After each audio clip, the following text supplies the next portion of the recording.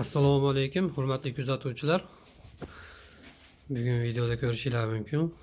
4 ta quyonimiz bola bergan, 5-inchisi 1-2 kun oralida bola beradi. Bir boshdan ko'rsatib o'tamiz, ko'rib bahramand bo'linglar. Xo'sh, bu birinchi quyonimiz mana. Ko'rishingiz mumkin. Bu 10 kunlikdan oshdi. 7 ta bola bergan. Keyingi quyonimiz bunimiz 3-4 kunlik bo'lib qoldi. Buni ko'rishingiz mumkin. 1, 2, 3, 4, 5, 6, 7 ta bola bergan bu ham. Endi qolgan yana 2 ta quyonimiz bor. Ularni ham ko'rsatib o'tamiz.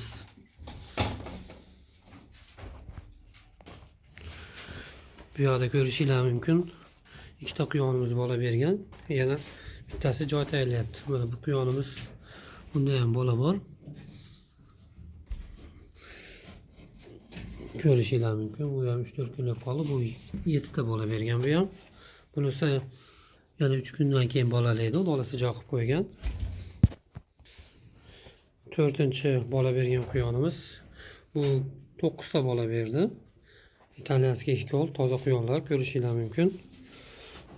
Bu quyonlar qaysi quyonga qo'shilgan deb ko'pchilikga qiziq bo'lishi mumkin.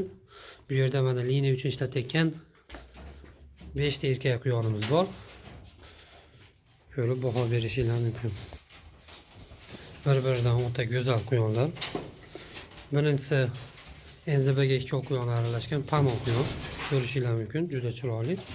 Va bu yerda 2 ta toza italyanskiy hikol quyonimiz bor. Bular 6 oylik. Bu enzibamiz 7 oylik, 7,5 oylik. 6 oylik. Triveslarga keladigan bo'lsa, eng kichkinasi 4 kilo. Yiriklari 4 kilo 200, 4 kilo 300 chiqyapti. O'ta yiri, chiroyli narsalar chiqqan. Albatta bularning bolasini ko'ramiz.